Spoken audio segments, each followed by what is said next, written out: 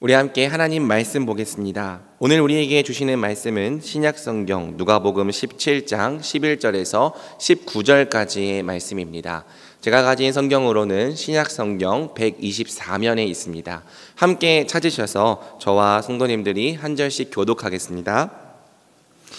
예수께서 예루살렘으로 가실 때에 사마리아와 갈릴리 사이로 지나가시다가 한 마을에 들어가시니 나병 환자 10명이 예수를 만나 멀리 서서 소리를 높여 이르되 예수 선생님이여 우리를 불쌍히 여기소서 하거늘 보시고 이르시되 가서 제사장들에게 너희 몸을 보이라 하셨더니 그들이 가다가 깨끗함을 받은지라.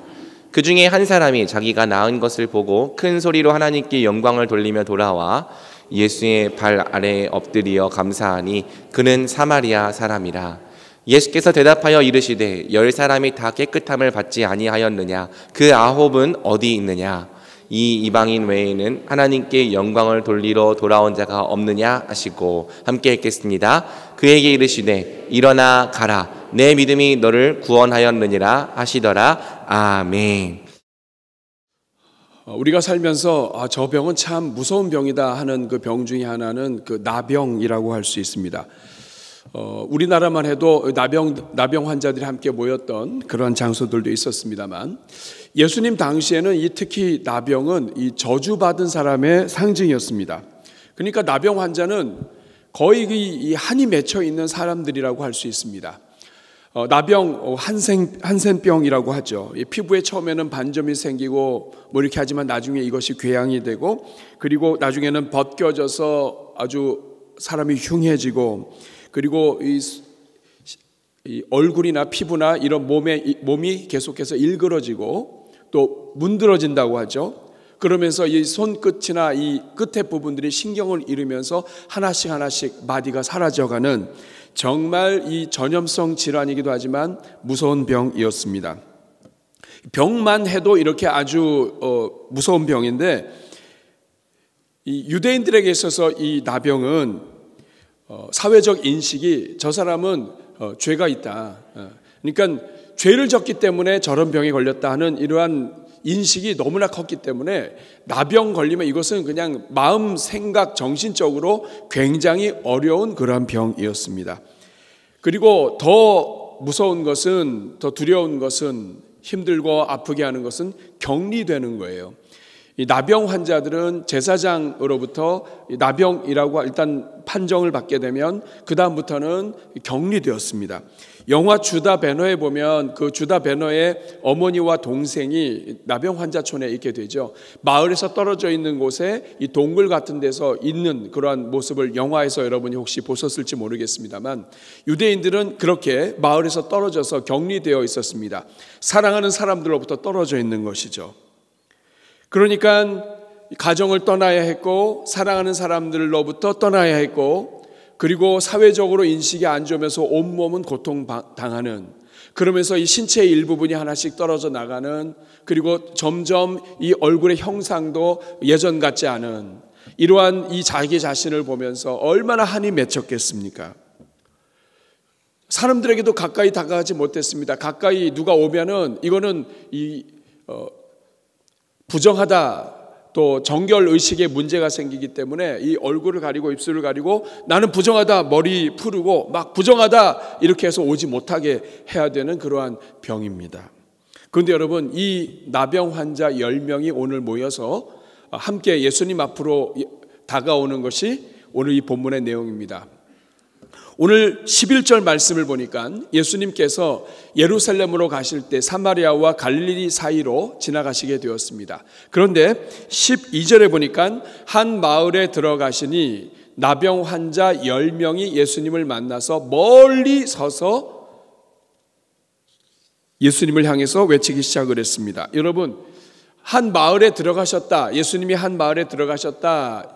더군다나 이것이 어느 정도 해가 진 다음에 들어가셨다. 이것은 여행을 마치시고 그날의 일정을 마치시고 쉴 수 있는 그러한 일정입니다. 그런데 예수님께서 이 마을에 들어가셨는데 이 10명의 나병 환자들이 예수님을 부르기 시작했습니다. 멀리 서서 불렀습니다. 여러분 가까이 오면 율법을 어기는 게 문제가 되기 때문에 멀리 서서 소리친 거예요. 뭐라고 소리쳤습니까? 13절에 보니까 소리를 높여 이르되 예수 선생님이여 우리를 불쌍히 여기소서. 예수 선생님이여.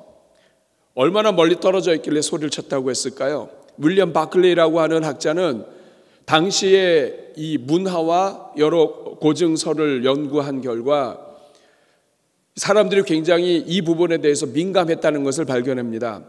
혹시 나병 환자가 있는데 나병 환자 있는 쪽에서부터 바람이 불어가지고 대화를 나누려고 하는 사람까지 오게 되면 바람의 거리까지 계산을 해서 멀리 떨어져 있어야 된다는 거예요.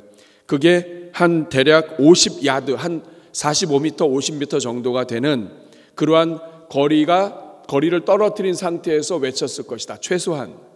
그러니까 여기서 얘기하면 저 뒤, 본당 뒤도 넘는 거예요. 예수 선생님이여 우리를 불쌍히 여기소서. 사랑하는 여러분, 여기서 예수 선생님이요, 예수님의 이름을 알았습니다. 선생님이라고 하는 이 말은 주인이란 뜻이에요. 마스터라고 하는 뜻이에요. 예수 선생님이요, 예수 주님이시여 우리를 불쌍히 여겨 주십시오. 여기다 대고 얘기하는 게 아니에요. 우리를 불쌍히 여겨 주십시오. 10명이 지금 외치는 거예요. 사랑하는 여러분, 이들은 왜 불쌍히 여겨달라고 했을까요? 자기들의 인생이 너무나 처참하기 때문입니다.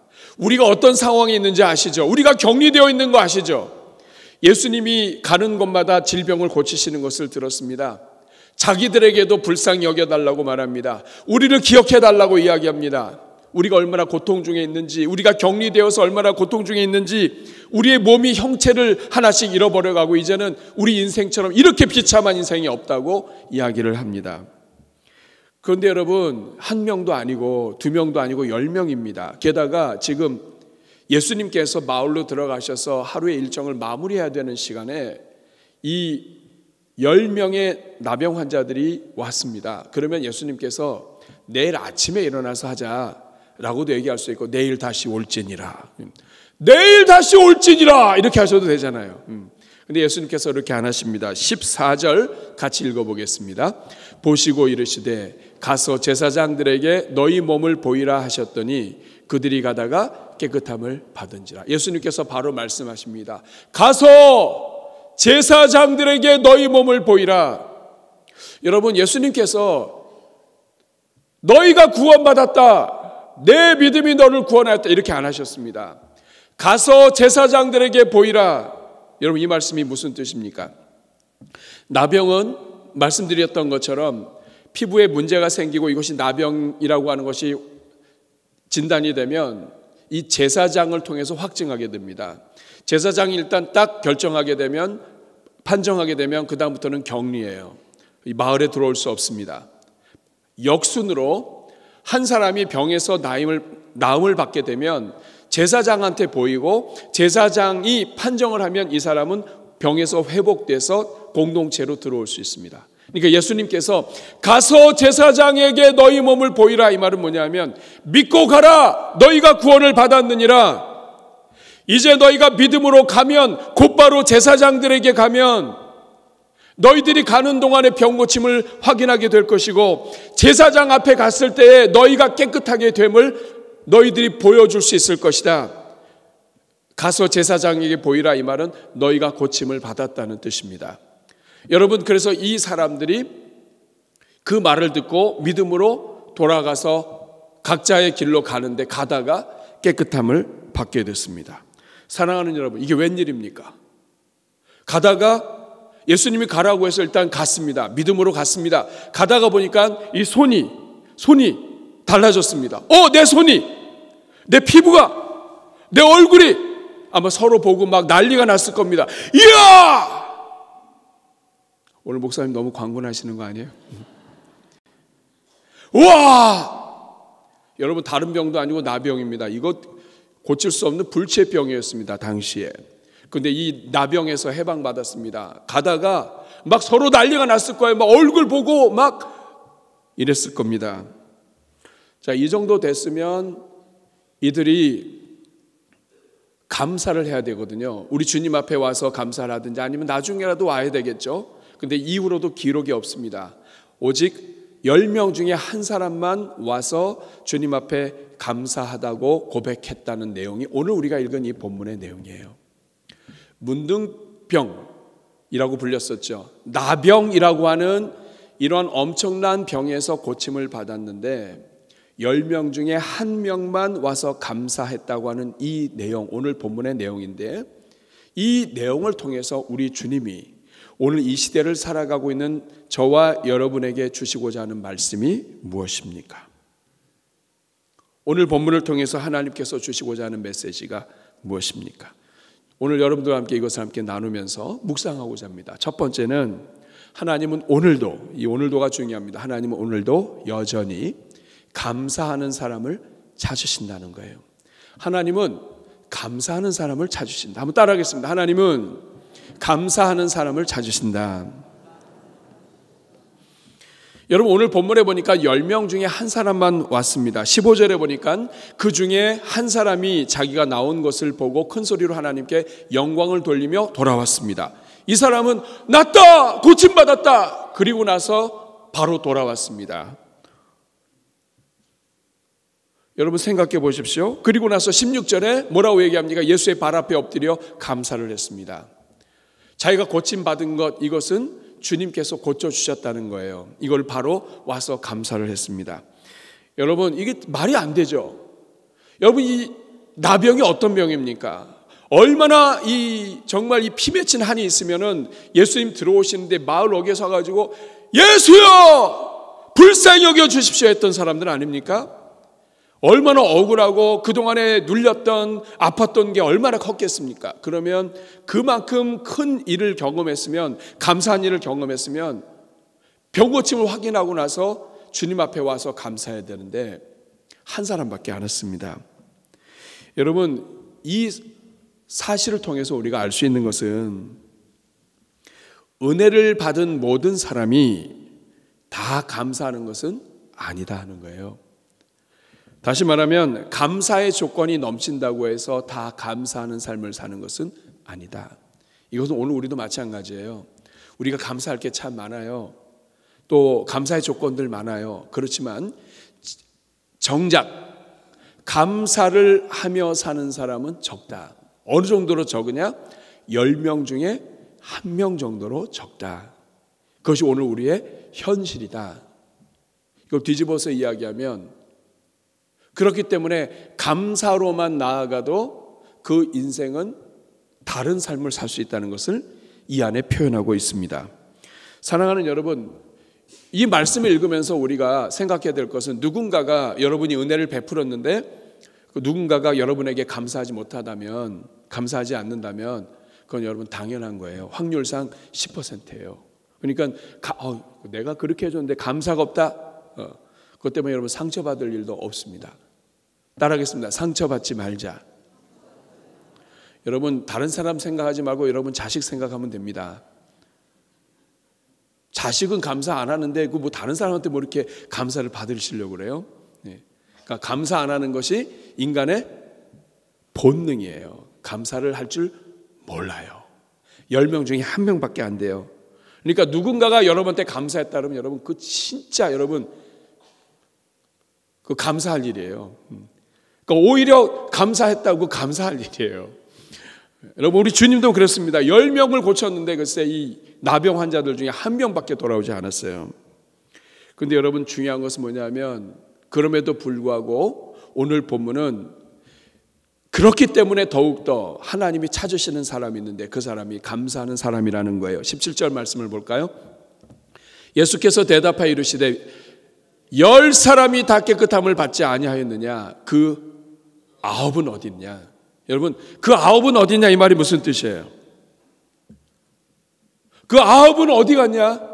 그 9은 어떻게 감사를 하지 못하냐?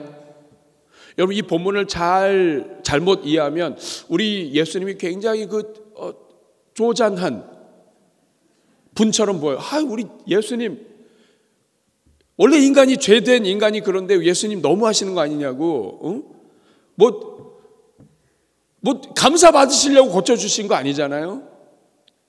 여러분, 예수님은 이 감사 때문에 이러신 분 아니에요. 막 감사 안 했다고 해서 여러분이 정말 감사를 해야 되는데 이 감사 안 했다고 해서 여러분 잠 자는데 우리 주님이 나타나셔가지고 사랑하는 딸아 어찌하여 너는 감사하지 아니하느냐? 이렇게 하시는 분이 아니죠. 우리 주님께서 그럼에도 불구하고 그 아홉은 어디 있느냐? 이 말은 뭐냐면 감사해야 되는 것이 정상이고 감사해야 한다. 감사하는 사람을 하나님은 찾으신다 하는 것을 가르쳐 주시기 위한 거예요. 사랑하는 여러분, 왜 하나님은 감사하는 사람을 찾으실까요? 오늘 본문에 답이 나와 있습니다. 이 18절 말씀을 한번 같이 읽어보겠습니다. 이 이방인 외에는 하나님께 영광을 돌리러 돌아온 자가 없느냐 하시고, 여러분 이 구절을 보면 그냥 그렇구나 하는데 사실은 이 구절은 예수님께서 의도적으로 말을 바꿔놓으셨습니다. 원래대로라면은 이 이방인 외에는 하나님께 감사를 돌리려 온 자가 없느냐 이렇게 표현하셔야 돼요. 이 이방인밖에는 감사를 안 했냐? 감사로 온 사람이 한 사람밖에 없냐? 이런 말이에요.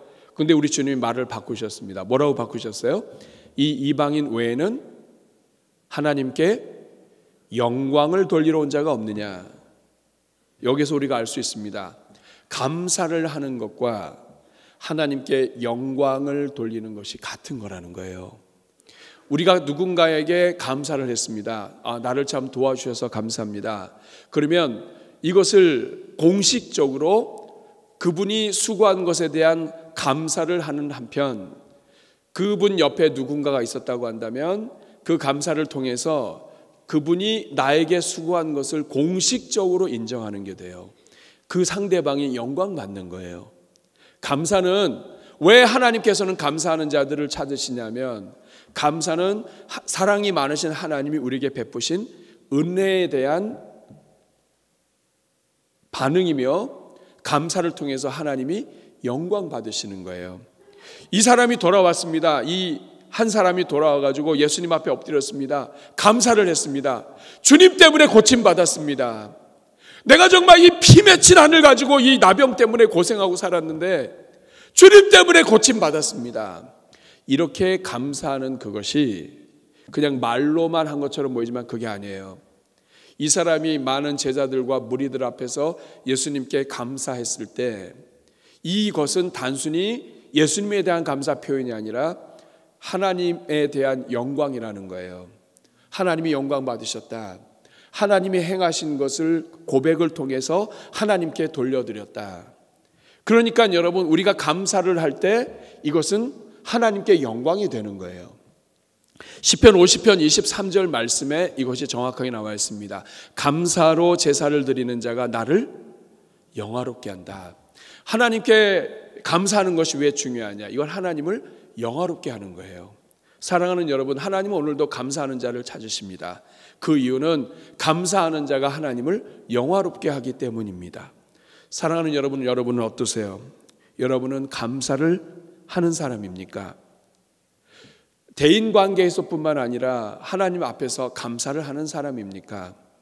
아니면 감사할 일이 별로 없기 때문에 아주 굵직한 감사의 일이 있을 때만 감사하시는 것입니까? 그것도 작은 일이 아니죠. 중요한 것은 감사가 하나님께 영광 올려드리는 것이고, 하나님은 감사하는 자들을 찾으시는 거예요. 이 말은 감사를 통해서 하나님께 영광 올려드린다는 뜻이고요. 감사하지 않는 사람은 나는 하나님의 영광을 올려드리기 원합니다 라고 고백하지만 하나님께 영광 올려드리지 못한다는 거예요. 감사가 하나님께 영광입니다. 말을 바꿔볼까요? 여러분은 날마다 하나님께 영광 올려드리며 살고 있습니까? 이 말을 다른 말로 바꾸면 여러분은 감사하며 살고 있습니까?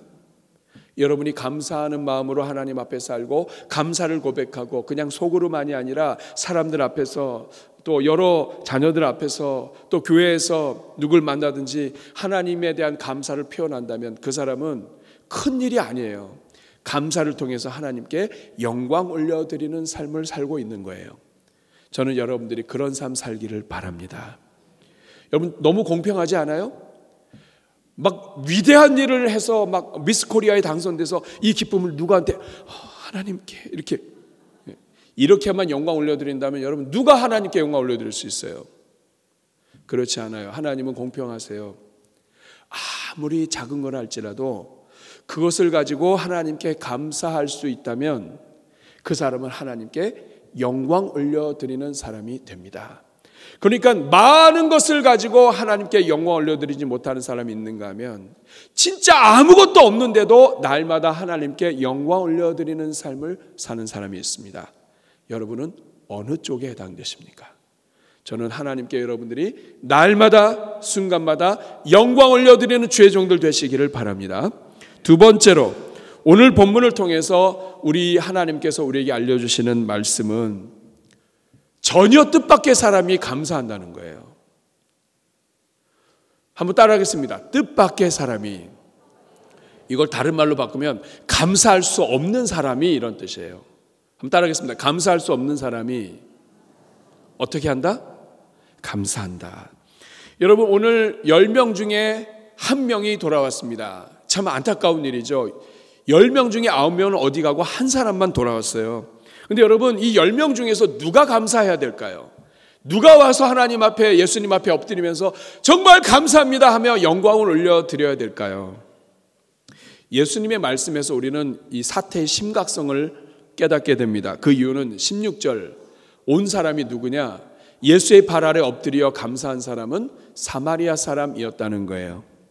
여러분 사마리아 사람은 유대인들이 이방인처럼 여겼던 사람이고 개처럼 여겼던 사람들이에요. 사마리아라고 하는 이 말, 사마리아가 어디냐면 이스라엘이 우리 대한민국이 남북으로 있는 것처럼 이스라엘도 남쪽 이스라엘, 남쪽 유다, 북쪽 이스라엘이라고 했습니다. 남쪽 유다는 유다와 베냐민 지파가 있고 그리고 나머지 지파가 다 합쳐서 북쪽 이스라엘을 됐는데 이 북쪽 이스라엘을 사마리아라고 불렀어요. 그 이유가 뭐냐면 이 지역이 아시리아에게 멸망한 다음에 이방인들이 들어와서 거기서 둥지를 틀어서 거기서 그냥 같이 살았어요. 그러다 보니까 어떤 일이 일어났냐면 이방인들과 결혼하지 않고 종교적으로 하나님만을 믿어야 되는데 이 사마리아 사람, 북쪽 이스라엘 사람들은 온갖 우상과 잡다한 종교가 다 들어왔어요. 그리고 결혼을 이방인들과 많이 했어요. 그러니까 혼혈족들이 이 사마리아 지역에 엄청나게 많이 생기고 사마리아 지역은 이 혼혈족의 후손들이 온 거예요. 그러면서도 한편으로는 하나님을 믿기도 하고 성경을 가지고 있지만 그러나 동시에 우상 숭배도 많은 지역이 이 사마리아 사람이에요. 그러니까 이 유대인들은 이 지역을 야만인이라고 불렀고 잡종이라고 불렀고 이교도라고 불렀어요. 그리고 남쪽은 하나님을 신실하게 그래도 믿기 위해서 노력을 했고 예루살렘 성전이 있습니다. 그러니까 이 사마리아 북쪽 이스라엘 사람들을 향해서는 막 욕을 하고 우리는 하나님의 사람이다, 우리는 예배가 살아있다 이렇게 얘기했던 사람들이에요. 그런데 지금 예수님 앞에 와서 엎드려서 감사하는 사람은 그렇게 멸시했던 사마리아 사람이에요.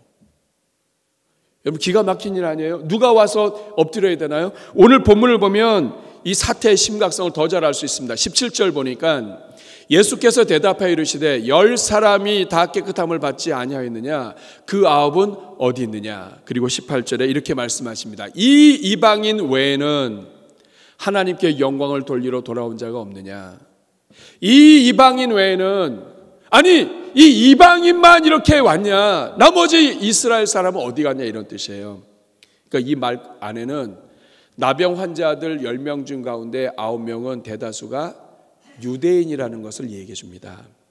이스라엘 사람들이 다 가득 차 있었는데 이들 다 어디 갔냐? 감사를 하려면 이 이방인이 와서 해야 되겠냐? 이방인 취급을 했던 사람이 와서 해야 되겠느냐?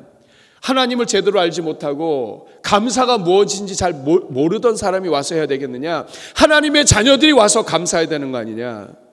하나님을 신실하게 믿는다고 했던 너희들이 와서 감사해야 되는 거 아니냐? 근데 다 어디 갔냐? 이 이방인만 감사하고 있냐? 너희들이 개처럼 여겼던 이 이방인이 지금 감사하고 있냐? 나머지 다 어디 갔냐? 하는 말씀입니다. 사랑하는 여러분, 그렇게 믿음 좋던 또 자기들이 신앙생활을 한다고 했던 유대인들은 다 어디 갔습니까? 오히려 어쩌면 이들은 제사장에게 더 빨리 갔는지 몰라요. 왜냐하면 율법을 아니까. 고침받았네. 감사고 뭐고 제사장한테 가서 빨리 가서 보여야 우리가 빨리 이 신분을 벗어날 수가 있는데, 오히려 율법을 알기 때문에 자기가 알고 있는 그 지식으로 제사장에게 먼저 갔을 수도 있어요. 여러분, 오늘도 마찬가지예요. 누가 감사하느냐? 전혀 뜻밖의 사람이 감사할 수 있습니다. 정말 환경이 좋고 감사할 것이 많은 사람이 감사하는 것이 아니라, 진짜 감사할 거 없고 진짜 사람들로부터 비웃음 받고 진짜 소망이 없고 진짜 모든 것이 꽉 막힌 사람이 오히려 이 감사의 주인공이 될 수 있다는 거예요. 여러분, 저는 저의 삶 속에서 이런 일들을 많이 경험을 했습니다. 저의 지난 삶 속에서 저희를 도왔던, 저희 가정을 돕기도 하고 섬겼던 많은 분들이 계셔요. 그 중에는 정말 신실한 분들도 계시고 훌륭하신 분들도 계시고 교회 일꾼들도 계셔요. 그런데 그 과정 속에서 항상 하나님이 여분으로 남겨두셨던 가정들이 있어요. 그 중에 한 분이 홍 집사님 부부였는데, 이분들은 집사님이라고 하니까 제가 집사님인 줄 아는 거예요. 하루는 연락이 왔습니다. 모르는 분이에요. 근데 이분이 너무 감사하다는 거예요. 저희 가정이 굉장히 그때 여러 가지 일들로 인해서 어려운 그런 상황이었는데, 이 집사님 부부가 기도하시다가, 여러분, 교회에서 중직도 아니었어요. 그리고 유명한 분도 아니에요. 나중에 이제 얼굴을 만나게 됐는데, 얼굴을 보고 만나서 얼굴을 뵙게 됐는데 모르는 분이에요. 회개 많이 했습니다. 왜냐하면 그분도 그래요. 교회 활동을 거의 안 했대요. 그냥 뭐 이렇게 목장에서만 살짝 모였다 안 모였다 하고, 그리고 집안 문제 여러 문제, 또 아들도 결혼 문제 여러 문제들이 있었기 때문에 그냥 뭐 교회 활동 거의 안 했고, 그런데 뭐냐면 감사하다는 거예요. 어려울 때 교회 지켜주신 거 감사했고, 또 어려울 때 섬겨주신 거 감사했고, 근데 그 감사한 마음을 가지고 하나님 앞에 기도하면서, 하나님 제가 어떻게 할까요? 하는데 하나님이 얼굴을 보여주셨다는 거예요. 그래서 여러분, 그 가정과 함께 교제하면서 제가 그때 하나님 앞에 참 회개도 했지만 하나님 앞에 이 다짐했던 것도 있어요. 그게 뭐냐면, 정말 하나님께서는 뜻밖의 사람을 통해서 움직이신다. 하나님의 사람은 교회 안에 핵심 멤버만 있는 게 아니라, 또 교회 안에 성실하게 있는 사람만이 아니라, 우리가 눈으로 볼 때 저분은 정말 어렵고, 저분은 정말 감사할 것 같지 않고, 저분은 정말 교회에 아무런 도움이 될 것 같지 않고, 저분은 정말 너무너무 힘들고 어렵고 한 그런 사람이라 할지라도, 하나님은 그런 사람을 통하여 하나님의 역사를 이루신다는 거예요. 여러분, 오늘도 마찬가지예요. 누가 진짜 감사하는 삶을 살까요? 교회 일꾼이고 봉사 잘하는 사람도 살 수 있어요. 그런데 오늘 본문을 보면 그렇지 않을 수 있다는 걸 우리가 깨닫게 됩니다. 이름도 몰라요. 성도 몰라. 그러면 또 약간 이상해지. 이름도 몰라요. 그리고 이 사람이 누군지도 몰라요. 아는 사람이 없어요. 게다가 사마리아 사람이에요. 그런데 이 사람이 하나님과의 예배, 예수님과의 예배가 살아있어요. 교회도 마찬가지예요. 교회 와서 구석에 앉아있다고, 혹은 우리 교회 그냥 등록만 하고 별로 이렇게 드러내지 않았다고 해서 여러분 무시하거나, 여러분 그 영혼들을 가볍게 보시면 안 돼요. 하나님은 그런 영혼을 통해서 역사하실 때가 많습니다. 뿐만 아니라 오늘 이 자리에 진짜 감사할 조건이 많은 사람 있어요. 유대인이고, 그리고 어려서부터 율법을 배웠고, 어려서부터 신앙을 가졌고, 모태신앙이고, 여러 가지 하나님의 기적과 은혜를 체험한 사람도 있을 수 있어요. 그런데 그런 사람이 감사에 성공하는 것이 다 아니다. 오히려 정말 어렵고 힘들고 괴롭고 감사의 조건이라고 하는 것을 하나도 없는 사람이라 할지라도 하나님을 향한 감사에는 성공할 수 있다. 하나님은 오히려 가진 것이 없고 힘들고 고난 중이고 모든 것이 절망 중에 있는 사람이라 할지라도 그 누군가가 그 현실을 뛰어넘어 하나님께 감사했을 때 하나님은 그 감사를 받으시는 분이시다. 그 감사를 통하여 인생을 일으키시는 분이시다. 이것이 오늘 우리 본문입니다. 사랑하는 여러분, 오늘 여러분 어떠세요? 여러분 감사하고 계시나요? 감사할 형편이 하나도 없나요? 그러나 여러분, 그 환경 속에서 여러분이 감사로 나아가게 되면 이 사마리아 사람, 이방인이라고 불렸던 이 사람이 인정을 받고 그리고 이 사람이 성경에 기록되는 것처럼 하나님의 은혜와 역사가 그 가정에 일어나게 될 줄로 믿습니다. 세 번째, 오늘 본문을 통해서 가장 중요한 것이 있습니다. 그것은 감사가 믿음의 고백이자 감사는 믿음의 완성이라는 거예요. 한번 따라하겠습니다. 감사는 믿음의 고백이다. 다시 한번, 감사는 믿음의 완성이다. 여러분, 오늘 19절을 잘 보시면 이 19절 말씀이 약간 이상하다는 걸 느낄 거예요. 같이 읽겠습니다. 시작. 그에게 이르시되 일어나 가라. 내 믿음이 너를 구원하였느니라. 여러분, 어디가 이상할까요? 지금 이 사람이 와서 예수님한테 뭘 했죠? 감사했어요. 그러면 뭐라고 이야기하셔야 돼요? 그에게 이르시되 일어나 가라. 내 감사가 너를 구원하였느니라. 그래야 되는 거예요. 이 사람이 감사로 왔어요. 그러면 예수님 뭐라고 하셔야 되냐면 일어나 가라. 너의 감사가 너를 구원하였느니라. 이렇게 하셔야 되거든요. 근데 예수님이 뭐라고 말씀하시냐면 내 믿음이 너를 구원하였느니라. 감사로 온 사람에게 예수님이 하신 말씀은 너의 믿음이 너를 구원하였다. 사랑하는 여러분, 이 말씀이 무엇을 의미합니까? 이 말은 뭐냐면 너의 감사가 너의 믿음이란 얘기예요. 너의 감사가 너의 믿음이다.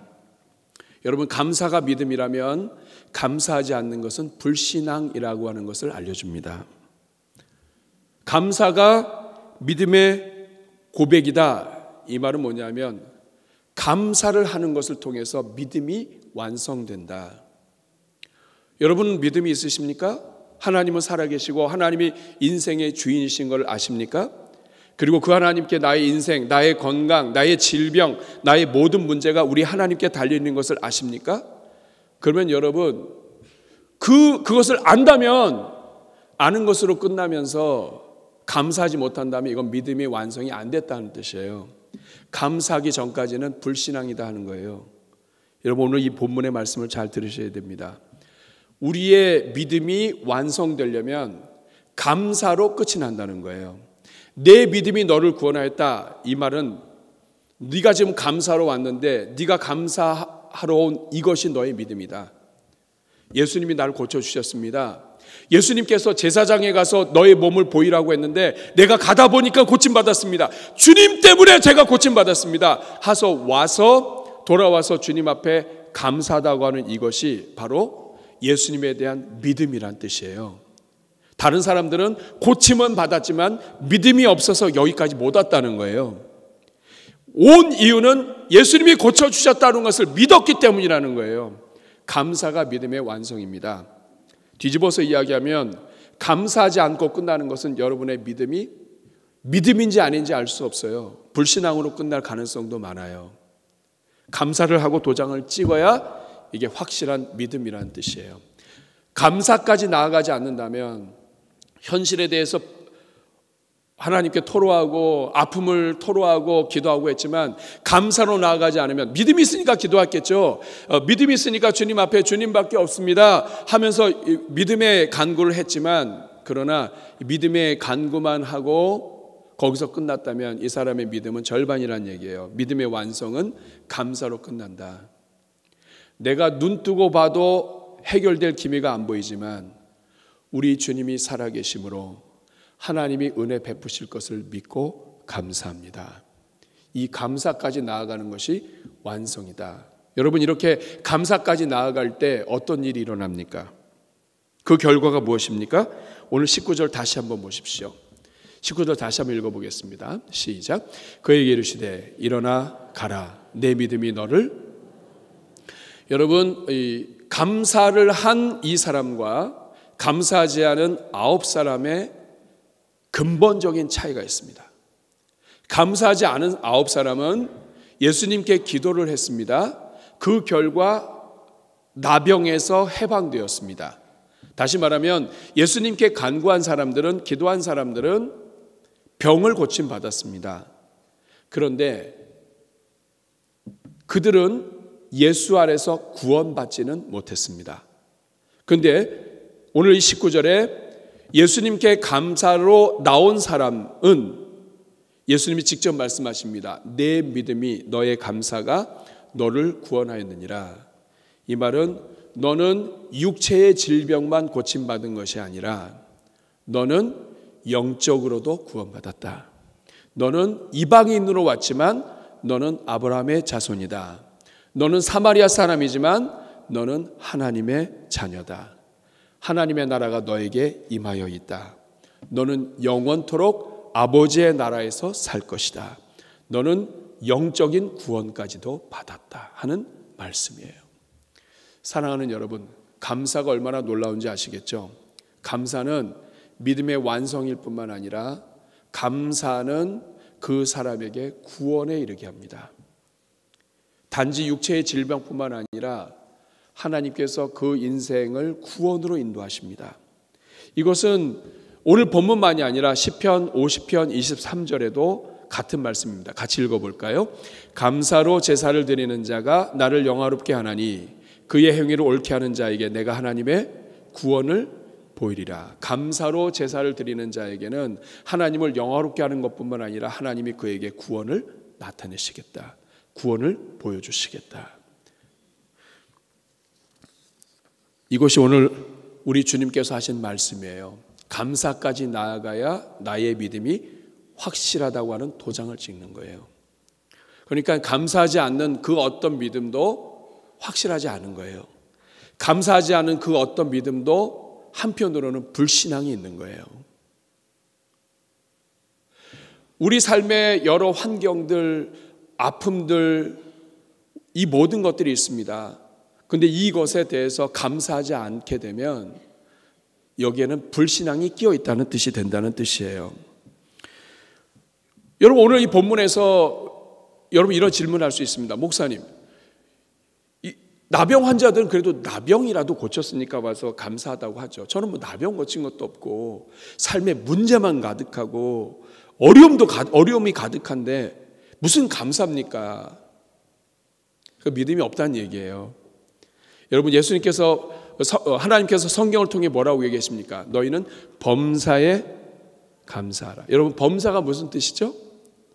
모든 일에 있어서 감사하라. 그럼 모든 일에 있어서 감사할 것이 있다는 얘기, 없다는 얘기예요.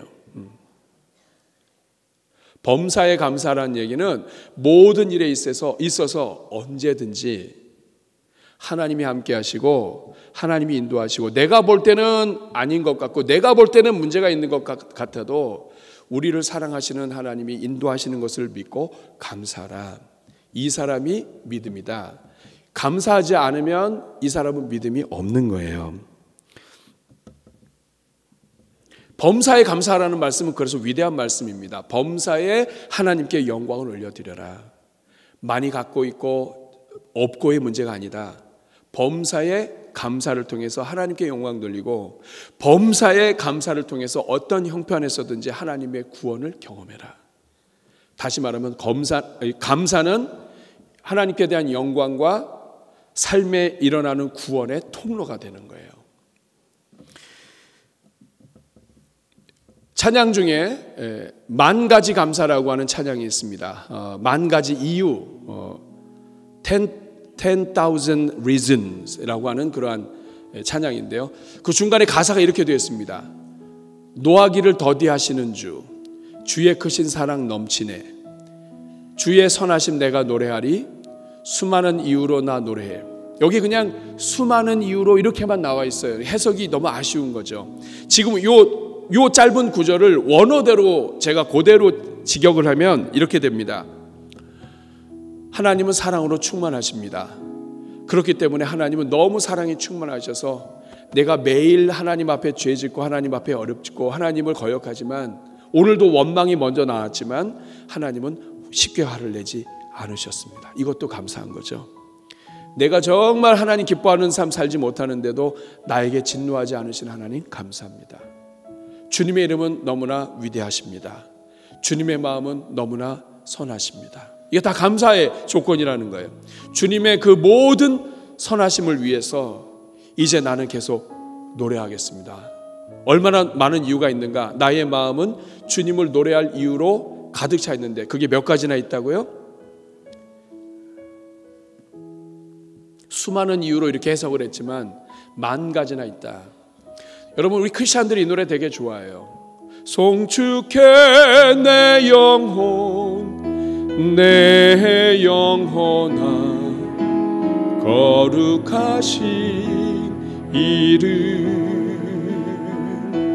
이전에 없었던 노래로 나 주님을 경배해. 이 찬양이에요. 이 찬양의 가사가 뭐냐면 너무 감사할 게 많다는 거예요. 해 뜨는 때부터 해 질 때까지 감사할 게 너무 많다. 이유가 10,000가지나 된다. 이 찬양을 우리가 들으면서 그냥 인정하는 거. 왜냐하면 진짜 감사할 게 많거든요. 우리가 감사에 눈이 닫혀서 그래요. 아더 핑크라고 20세기 개혁주의 최고 설교자 중에 한 사람인데 이 사람이 감사하지 못하는 이유가 3가지가 있다고 얘기했습니다. 하나는 뭐냐면 이기심. 하나님을 생각하고 이웃을 생각하는 게 아니라 내 생각, 내 고집을 주가 갖고 있으면 감사거리가 안 나오고 원망이 먼저 나온다는 거예요. 2번째, 비교의식. 하나님이 나한테 이만큼 줬어요. 근데 옆에 있는 친구를 보니까 이만큼을 갖고 있네. 그러니까 이렇게 비교를 하게 되면 감사를 놓치는 거예요. 나는 그렇게 수고했는데 나는 이거고. 큰아들이 이런 거 아니에요? 탕자의 형. 나는 집에서 아버지 돼지도 한 마리나 안 잡았습니다. 근데 창기하고 놀아가지고 이 재산을 다 이 팔아먹은 이 아들은 소를 잡습니까? 나는 이렇게 의로운데, 나는 이렇게 바로 살았는데, 나는 이렇게 공로가 많은데 어떻게 탕자한테 이럴 수 있습니까? 이거 감사가 안 되는 이유가 비교의식, 공로의식. 나는 괜찮은데 의로운 불평이라고 할 수 있습니다. 그래서 감사를 못해요. 감사거리가 너무 많은데 감사를 못해요. 3번째는 탐욕입니다. 더 많이 가졌어야 되는데 못 가진 거 생각하니까 억울해서 감사가 안 나와요. 사람들은 자꾸만 미래를 봅니다. 그러니까 미리 염려하는 거예요. 그래서 감사를 못해. 근데 성경의 모든 감사는 현재형입니다. 현재, 오늘 내가, 오늘 나에게 주신 것, 오늘 내가 갖고 있는 것, 그래도 하나님이 오늘도 나에게 허락하신 것, 오늘 내가 갖고 있는 생명, 오늘 내가 가지고 있는 가정, 오늘 내가 가지고 있는 자유, 이게 감사죠. 사랑하는 여러분, 저는 오늘 여러분들이 10,000가지 감사로 나아갈 수 있기를 바랍니다. 감사가 믿음의 꽃이에요. 여러분, 금년도에 우리 교회가 시작하면서 감사 노트를 나눠드렸습니다. 별거 없어요. 하루에 2가지 3가지 감사하는 거예요. 여러분 하고 계시나요? 여러분 이거 우습게 보시면 안 됩니다. 매일매일 2-3가지 감사를 적는다면 열흘이 되면 30개가 돼요. 겹치는 것도 있겠죠.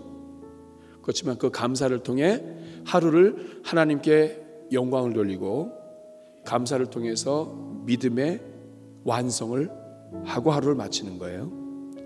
여러분 혹시 감사 노트를 잊어버렸거나 이게 중요한 건데 몰랐네요 하는 분이 있다면 여러분 다시 가져가세요. 네. 교회 많아요. 10,000가지 감사, 10,000가지 노트가 있습니다. 여러분 다시 가져가셔서 다시 시작하세요. 하나님께서 여러분의 삶에 은혜 베푸실 겁니다. 감사는 많이 가진 사람이 하는 게 아니에요. 믿는 사람이 하는 거예요. 건강한 사람이 하는 거 아니에요. 너무 아프지만, 너무 어렵지만, 감사할 게 하나도 없지만, 그러나 그런 사람이 감사할 때 하나님의 능력이 임합니다. 오늘 이 자리에 있는 우리 성도님들, 하나님의 능력이 여러분들의 임하시기를 축복합니다. 이 시간 가슴에 손 얹고 우리 한번 같이 기도할 때, 하나님 감사하지 못한 것 용서하여 주옵소서. 저에게 범사에 감사할 수 있게 하여 주시고, 감사를 통하여 하나님께 영광 돌리게 하시며, 이기심과 비교의식과 탐욕을 버리게 하시고, 현재에 주신 것들 우리 주님 앞에 고백하는 주의 종들 되게 하여 주옵소서. 여러분들 감사하지 못했던 것, 정말 이건 절대로 감사가 안 되는 거, 오늘 주님 앞에 믿음으로 고백할 때 하나님이 그것도 열어주실 줄로 믿습니다. 이 시간 주님 앞에 한 5가지만 감사 올려드리기를 바라며 우리 주여 한번 부르고 기도하겠습니다. 주여, 은혜로우시고 자비로우신 아버지 하나님, 오늘 이 자리에 있는 주의 종들에게 은혜 내려 주옵소서. 하나님이여, 주의 은혜가 넘치게 하여 주시고 감사가 생각나게 하시며, 도저히 감사할 수 있는 조건이 없었던 사마리아 사람이 감사로 하나님께 영광 올려드리고 구원받은 것처럼, 오늘 이 자리에 아버지 막혔던 감사가 뚫어지게 하여 주시고 하나님의 능력과 구원과 하나님의 영광을 보게 되는 은혜가 있게 하여 주시옵소서. 오늘 이 자리에 있는 우리 자신의 공로의식과 의로움을 다 내어버리고 주님 앞에 엎드려 주님 앞에 간구하는 주의 종들 다 되게 하여 주시옵소서. 오늘 이 자리에 있는 주의 종들을 축복합니다. 하나님 아버지, 조금만 눈을 들어보면 감사할 것이 너무나 많습니다. 하나님, 오늘 본문에 많이 가져서 감사하는 것이 아니라 믿음이 있는 사람이 감사하는 것을 보게 됩니다. 하나님, 신앙생활 오래됐고 하나님이 많은 복을 주셨어도 그 주신 만큼 감사하지 못했다면 우리는 주님 앞에 송구한 인생일 뿐입니다. 하나님, 오늘 이 자리에 있는 주의 종들 기억하시고 감사의 문을 활짝 열어 주옵소서. 도저히 감사할 수 없는 환경에 있습니까? 감사의 고백을 통해 하나님의 구원을 경험하게 하옵소서. 예수님의 이름으로 축복하며 기도하옵나이다. 아멘.